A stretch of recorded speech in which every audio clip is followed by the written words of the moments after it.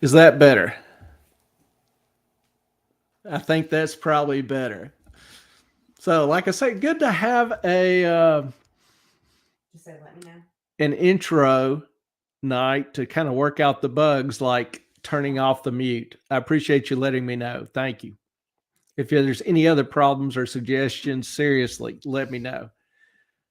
This is an unusual experience for me because I'm used to talking to a room full of people and addressing them, and I get to look at the screwed up nose factor and the eyes and the contact, and I get to throw erasers and pins at them if they losing focus or going to sleep, whatever. Can't do that here. Just staring at a screen and even see myself over there waving. It's a little weird. So this is not a intuitively natural medium for me. So I really appreciate. I was just saying, I really appreciate y'all being here and letting us try to get some of the bugs worked out as we, try to become more proficient at the YouTubey thing. The reason for tonight's show or broadcast is obviously the Murdaugh trial. Uh, Big issue, drawing reams of comments and discussion all over the internets. For those of you who may be new or not terribly familiar with Murdaugh, he's basically on trial for murder, the murder of his wife and son, but it's become a big, huge mess. The family itself, Murdaugh, was a prominent Low Country, South Carolina family, has been prominent, politically powerful for decades, presumably fairly wealthy. Um, he lived on about an 1,800-acre homestead called Moselle. You'll hear a lot of people talking about Moselle if you listen to the case or the trial.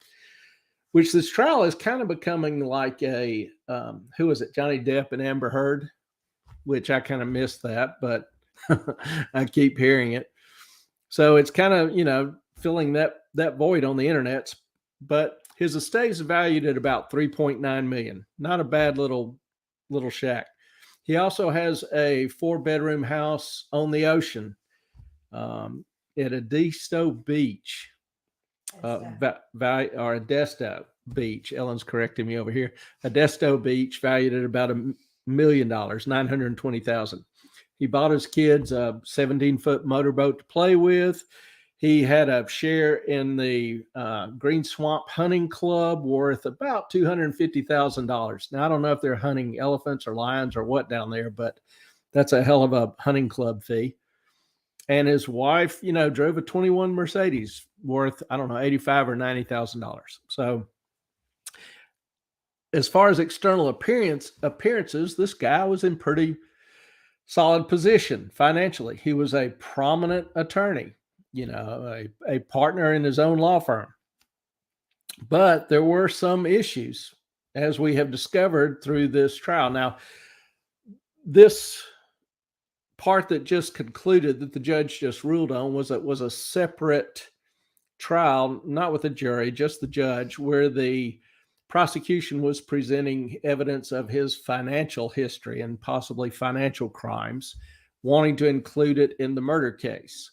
The defense argued that it was irrelevant, that there was no connection established. So, over the past several days, there's been a lot of evidence and information produced, which is kind of what we're going to review tonight. The judge ruled today that it was all admissible, that it could be part of the trial. So we're going to take a look at the Murdaugh financial situation. He literally, he's an attorney in a prominent law firm. A lot of litigation, a lot of suits settled, etc. So according to testimony by the firm's accountant, the attorneys were getting 7-figure bonuses at the end of every year, in addition to making $125,000 base salary a year. So they were making $1 million or several $1,000,000 a year. Well, in spite of this and the assets the family owned, the legacy of inheritance that he had, he was facing, Murdaugh actually, unbeknown to most people, was facing reoccurring cycles of increasing debts. He would he would have repeated occasions where he would overdraw his checking account. Now, when most people overdraw their checking account, it's a few $100s, maybe $1,000. You have a bad week, you you kite a few too many checks. Well, Murdaugh's overdrawing his accounts would be for $30, $50, $160,000. The guy was doing some serious cash flow. He set up kind of a deal where he would borrow money from different individuals or even clients of the firm, take money out of their settlements, which is not a entirely kosher practice. But he would take money out of their settlements and, make a loan to himself or one of his other law friends and use the money for personal purposes. It was kind of a sweet gig if you can hide it long enough. Then the shooting in 2019 of his wife and son. There's a lot of vulgarity, vagueness surrounding that, which we really won't go into tonight, but he is being charged with it finally. And the idea is, do these financial dealings, does this financial history have any impact, or did it, does it serve as a reason for the murder of his wife and son? So we obviously won't be able to answer that question, but give you a little bit better background on the financial troubles that Murdaugh was enjoying and possibly inflicted on others. Now, I've got here a filing, the indictment of the banker that he was associated with, Lafitte. Lafitte basically controlled a small South Carolina coastal bank called Palmetto State. And since 2011, he's been engaged with Murdaugh in what is alleged to be money laundering and fraud activities. The indictment basically titles a scheme to defraud and then list issues down through the years. Let's see. He talks about to defraud the bank customers, which is Murdaugh's personal injury clients. So basically, Murdaugh stole money from his clients, and Lafitte aided. I guess I would say aided and abetted. I'm not an attorney, not trying to imitate one, but that shoe seems to fit. Now, Lafitte, Murdaugh, another attorney, Wilson, were kind of all involved in a series of lawsuits and conservatorships down through the years. A conservatorship is where a trust fund is established for the benefit of somebody who's a minor who can't manage it themselves, or who has limited mental facilities. It's supposed to be managed and preserved for them and used for their expenses only. Well, Murdaugh made a living out of taking some of these conservatorship funds and applying it to his own use. For example, he had two injury clients identified in AP and HP who received settlements from their issues. Well, Lafitte collected $140,000 in fees from one and $113,000 in fees, conservator fees, from another. That's in 2011. That's just for babysitting the money. That's kind of impressive. Lafitte also extended 8 loans from these accounts to himself, totaling $355,000. He received a $245,000 private loan from a third party to pay back the loans in full. So he's got loans coming and going, trying to, keep the books relatively clean. And during this same time, Lafitte extended 14 loans to Murdaugh for $990,000 from one conservatorship account. So that's just the beginning. That's how all of this was kind of birthed. entirely inauspicious start.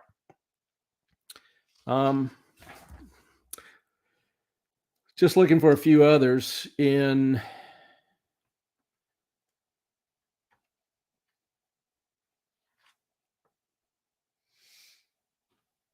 Well, don't see date. They're just talking about other transactions out of these same two accounts.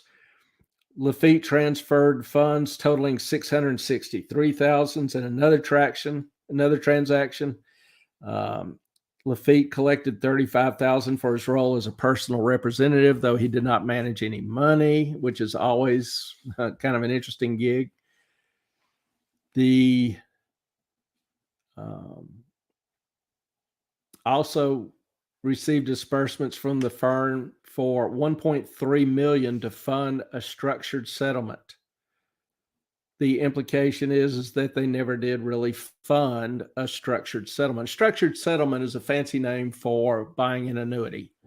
And an annuity is talked about a little bit before, is just a series of payments where you make a lump sum payment and to an insurance company, and then the insurance company takes that money and guarantees you a string of payments sometime in the future and a minimum interest rate.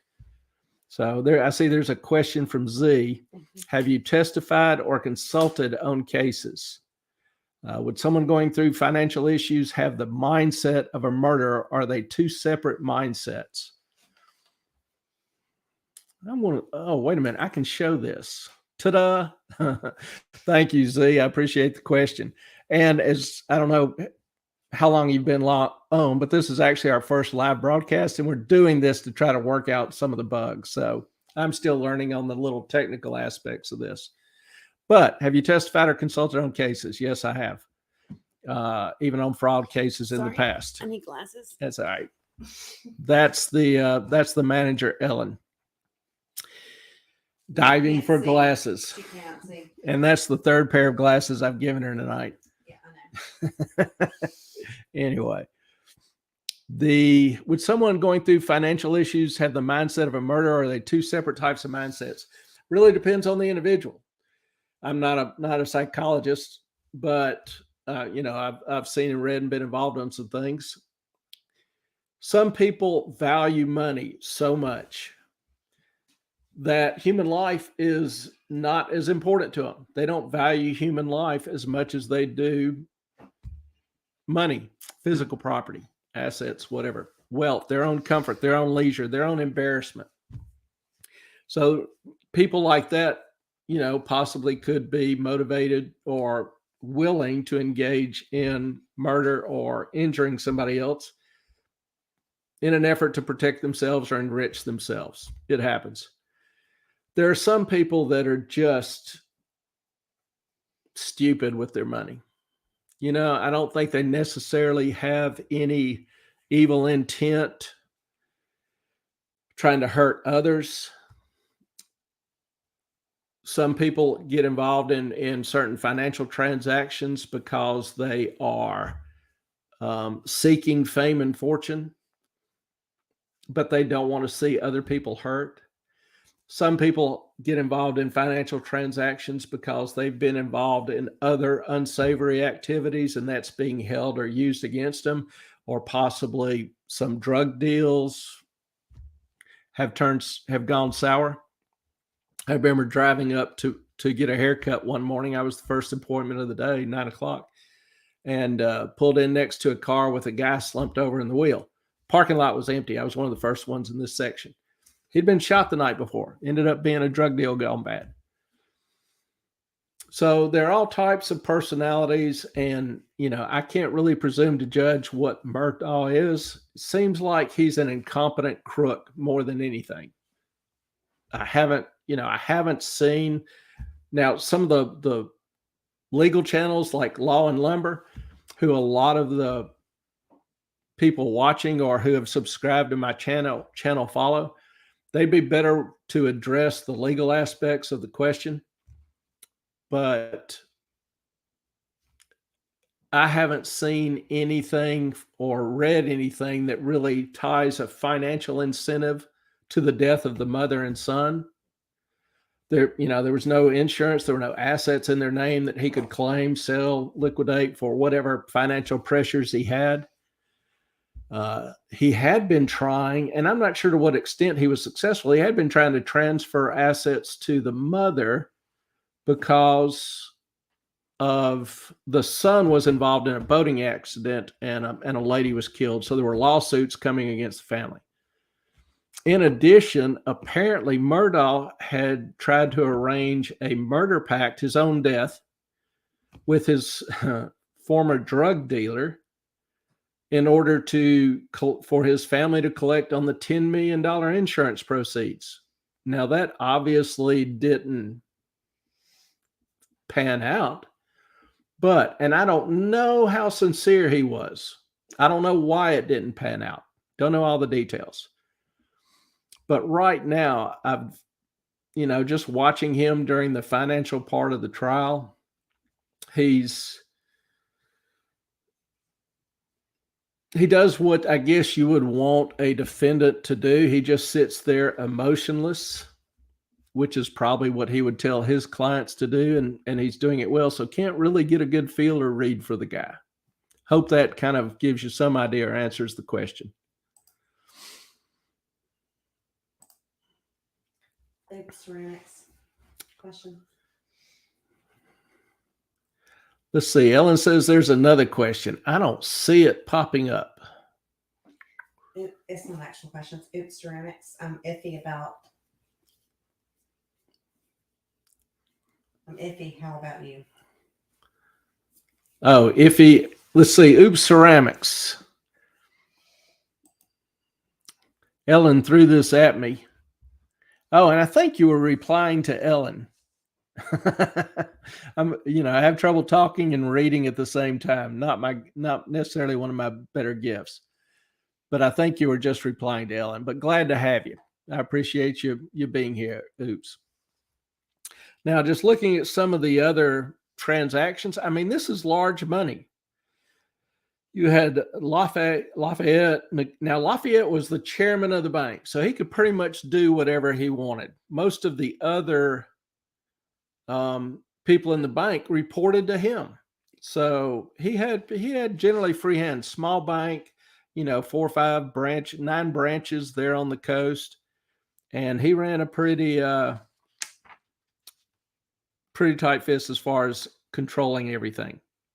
Now, he also distributed checks to Murdaugh in $388,000, $482,000, $75,000, $7,500, $3,400, $8,200, $29,000, $49,000, $251,000. There's a ton of money going through here. He also wrote a check for $680,000 in negotiating checks from the estate of one of the settlement clients of the law firm. Murdaugh repeatedly requested that Lafayette serve as conservator. He collected $3,000 fee, extended a $40,000 unsecured loan to Murdaugh from the conservatorship account. That's mildly illegal. Most of this actually is mildly illegal, particularly unsecured loans. This for a client that's running up bounce checks, overdrafts in 6 figures. Lady in Black has a question. Let's see. Got another question.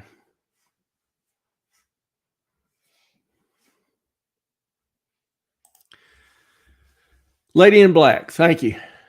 Sorry I'm a bit delayed in responding, but I keep my hands busy. That hands busy is always good. While you're keeping my mind busy, I'll take busy over confused. But the question, does the fact that the properties were in Maggie's name matter as a financial motive? Right. From what little I understand, I have trouble seeing that because, one, he just transferred them into Maggie's name. If he really wanted to keep the properties or use them for some other purpose, he would have. Why go to the legal hassle of trying to transfer him in the first place?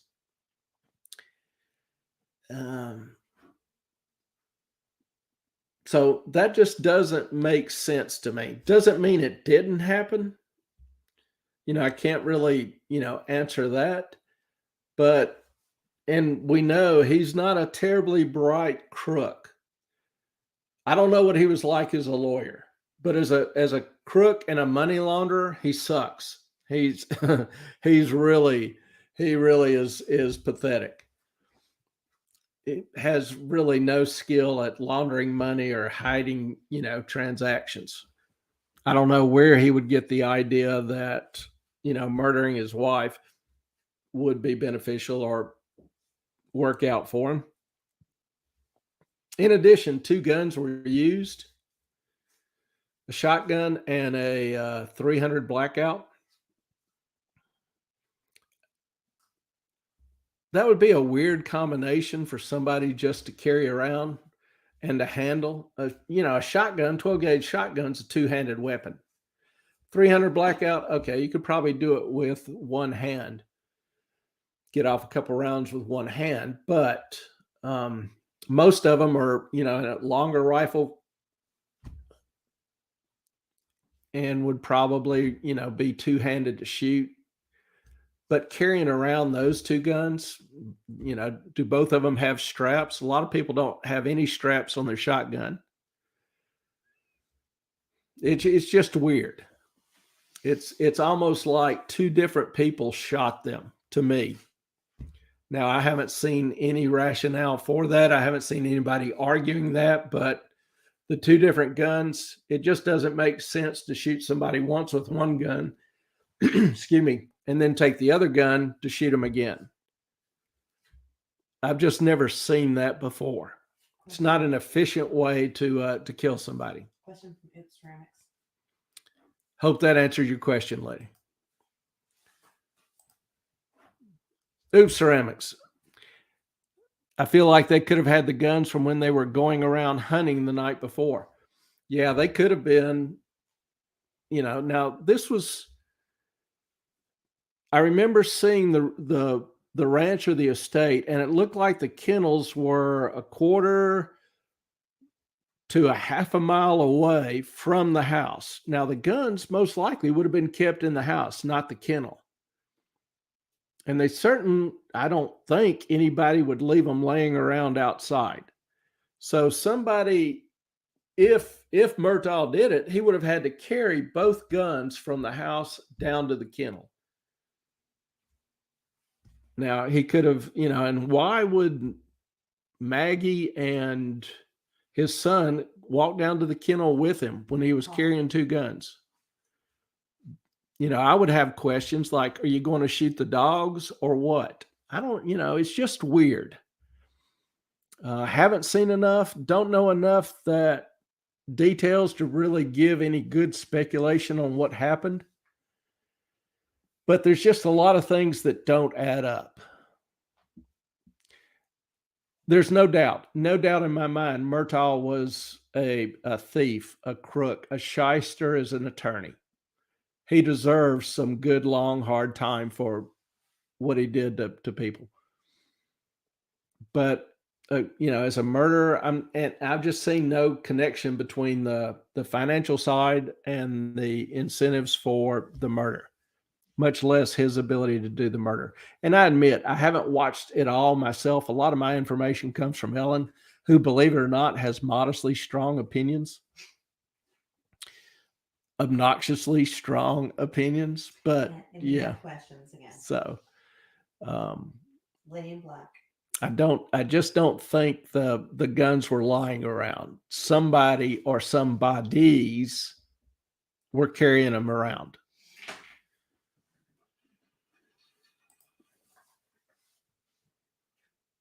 Lady in Black has a question. Oh, and thank you, Oops. I appreciate the question very much. Lady in Black.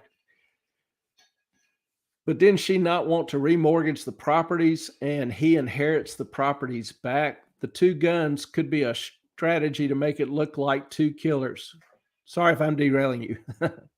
No, you're not derailing me. This is part of the fun of a live conversation. You know, I freely admit I'm dealing with an incomplete set of facts, and just, you know, I've had my face kicked in for a few decades. I won't necessarily speculate on how many, but this guy was so incompetent as a thief.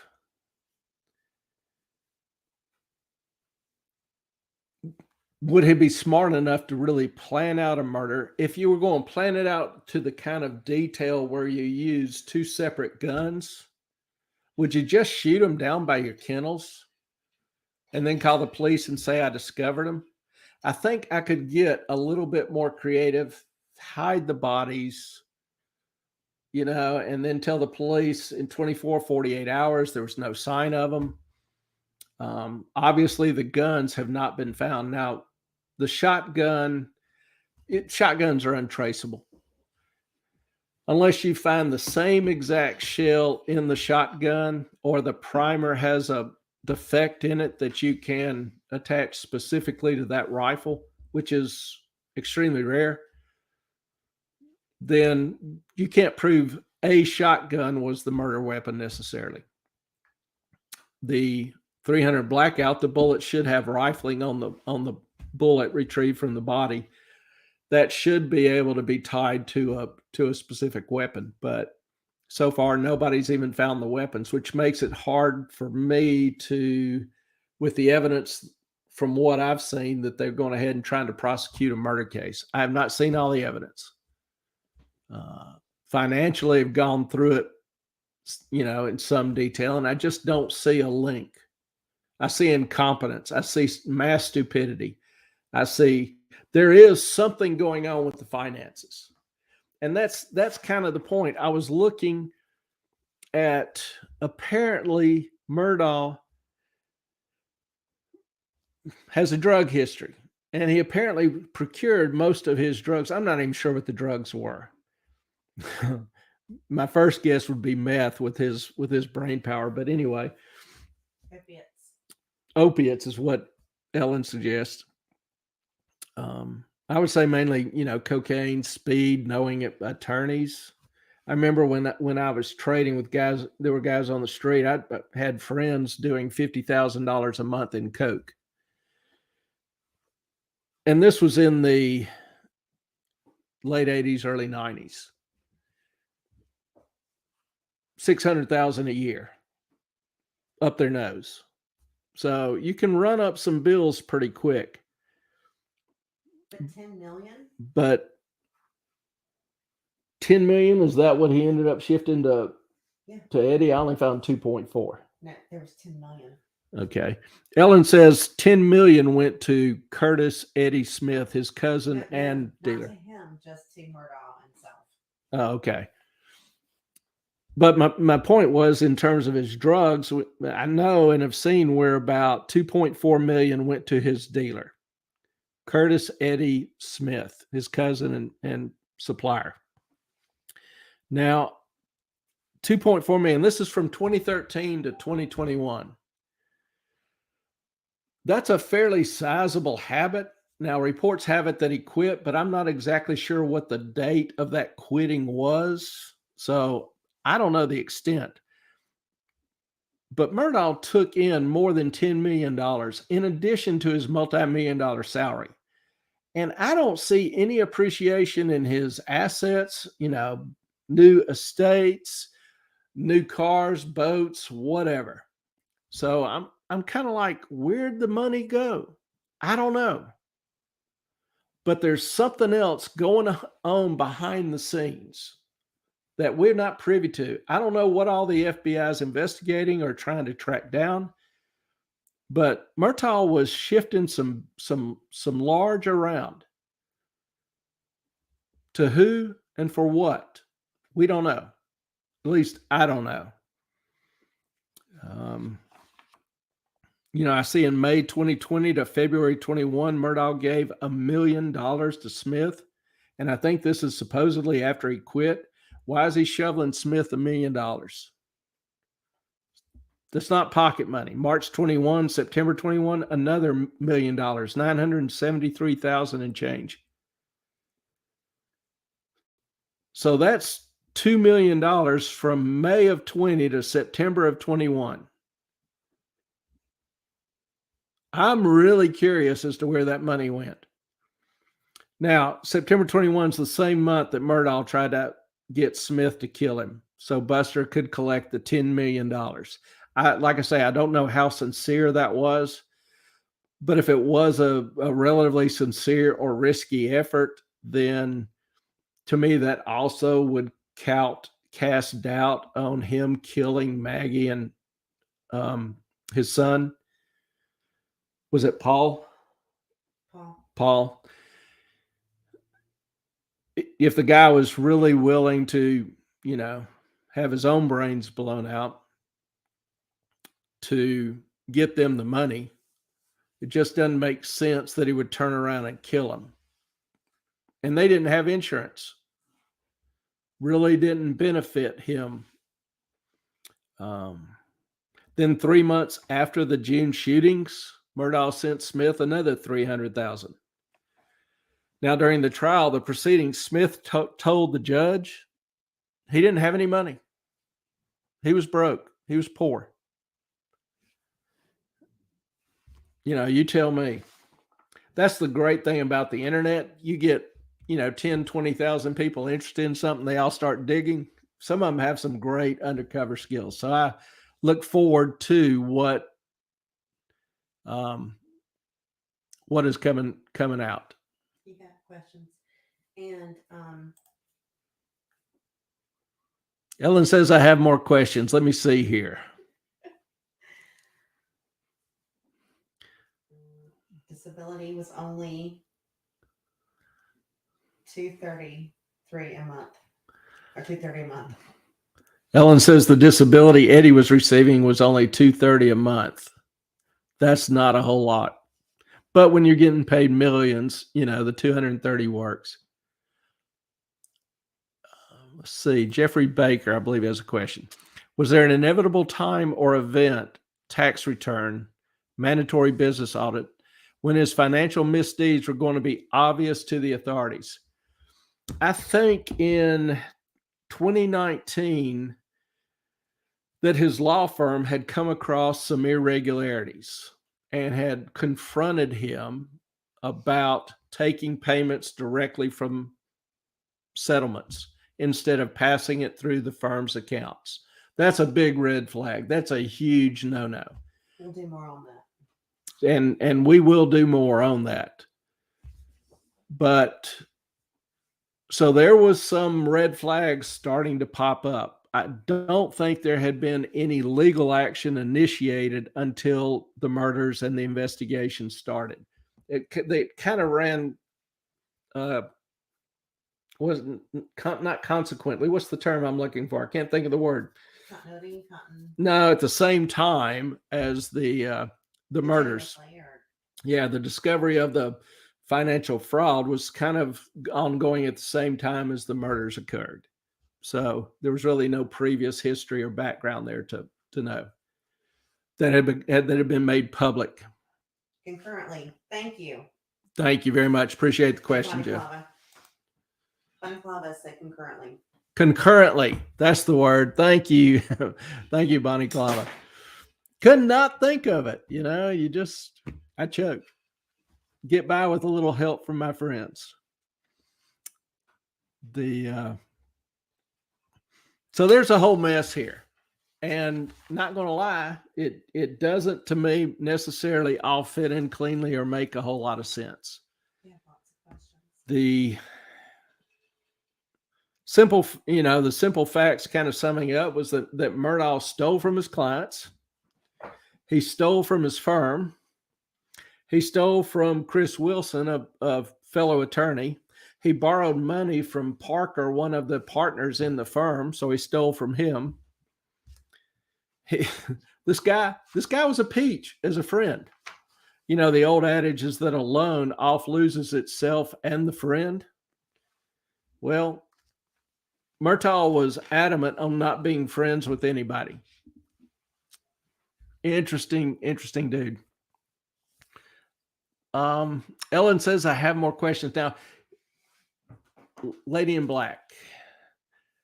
And also, if you will, if you've got questions, this little red question mark helps me find them a whole lot better, because I've got a stream of the chat here on the side of the screen, but or do all caps questions. Yeah, or do questions all in caps, something that will help me visually identify it as it's running by, if you will. Again, I'm a rookie at this and still trying to get the rhythm down. I appreciate your patience and your help. Lady in Black, another good question. Do we know there's no insurance, or is it just not come out yet? Good question. I just saw in the proceedings or in one of the documents that there was no insurance, but so I assume that was investigated. If there had been insurance, I'm sure the prosecutor would have made that a big issue in his filings.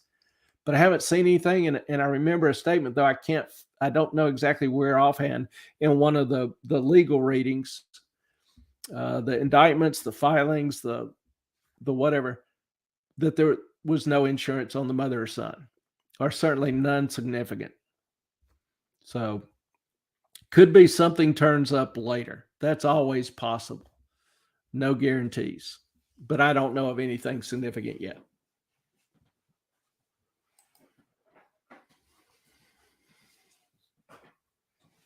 So let's see. Also know that Murdaugh even now we talked about structured annuities or structured products and investments. The firm refers to them oftentimes as structured. Discussed a little earlier what an annuity is.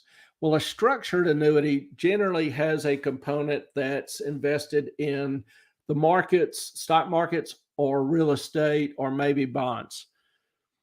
The thing is, they will take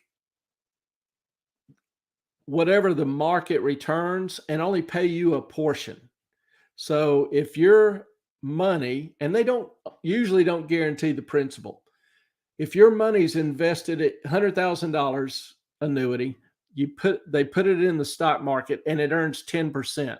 Well, they'll only pay you 4 or 5% of that. They keep the rest. It's how they can offer you some additional death benefit and how they make their money. Annuities are the highest paying products to agents, brokers, and the insurance company, which is kind of a nice little incentive to try to sell them, which is the idea. Now, there's nothing necessarily illegal or immoral in that, as I say, but I just want people understanding what they're buying, what the deal is, and then they can make an informed decision. And you may decide that's the best thing for you. More power to you. You made an informed decision. I'm happy. What I don't like is when people don't have the information that should be disclosed, when they can't make an informed decision due to somebody hiding material information from them. That bothers me. And that's one reason why I started this channel. There's so much that goes on in this world and related to finance and individuals that hopefully, we can reach a few and do some good. Let's see. Ellen's pointing out to me another question. I don't see it on my screen. Let's see. Excuse me for a second. Want to, but she was going to meet the. Interesting. Yeah, Lady in Black has asked a question that's not on my screen. So I'm going to have to. Sorry. Kind of fell. Trying to pick up my glasses. Have y'all ever known a girl to fall or stumble or trip over something? Just never happens, does it? Beauty and grace. It's kind of funny because, guys admire women because y'all are beautiful and y'all are graceful. I'm not graceful. And then, all of a sudden I saw a thing today on the interwebs. A girl was filming herself saying, I want to show my husband I'm independent, strong, can do things. And she's trying to reach under to lift something. And she shifts her feet. She doesn't realize it, but she steps on a hand truck and it flips up and knocks her out. There is And I'm no like, grace here at all. So, yeah, that's kind of an inside joke. I am not always the most graceful person either. But if you need somebody that can put their head through a door, I'm your guy. Anyway, Or I'm your girl. Lady in Black had a question. But she did not want to remortgage the properties. Oh, I think that's the one. Yeah, that's the one I addressed earlier. Okay. Sorry. But she actually went to the she was supposed to go to the appraisal the next day on the 8th at Edisto. Yeah, Ellen was saying that she was supposed to go to the appraisal the next day. Apparently she was looking at selling the property. And I don't know all the details. I would think if somebody made a transfer of assets in anticipation of a lawsuit settlement, that transaction could be voided as trying to avoid paying the settlement. But I'm not a lawyer. I don't know enough about that. I know in some cases it can. And obviously Murdaugh was a lawyer, so he should have some idea of what he was trying to do and why. But don't know enough details on that. Let's see. Oh, I was talking about Murdaugh, and he show you what kind of a guy he was. He actually, on these structured annuities, the firm used one insurance company called Forge, Forge, and which is kind of weird to me. You have one insurance company throwing all of their business to one insurance company for a decade. This company didn't have the best products in the business, didn't have the best annuity in the business. So that kind of makes me wonder a little bit. And obviously, with Murdaugh and some of his dealings. Anyway, well, Murdaugh actually created a bank account at BOA titled Forge, had checks printed, Forge, Ford Insurance Company, whatever he titled it. So he would take checks sent on behalf of his clients, made out to Forge, and deposited in his own account. That's the kind of guy he was. I mean, absolutely a low life, just scum of the earth kind of guy. But because he was a thief, does that mean he would be a cold-blooded murderer? That's in a different league. Don't know the answer, but it's just saying that it's not necessarily following one to the other. Your glasses just fell apart. Did the cup spill? No. Oh. No, the glasses just dissolved. Ellen, the glasses I lent her, they apparently just blew up on her face. So that was interesting. No telling what's going on around here, particularly with Chunk, Tulu, Ellen. I can come up with a few things of my own myself. So it's just an interesting little existence. You get daddy girl. Speaking of Tallulah needs some attention. She just doesn't get enough attention. But she's happy.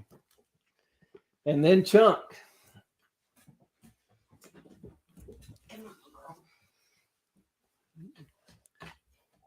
It's funny. You'll be petting one, the other one comes up and tries to knock your hand off of them.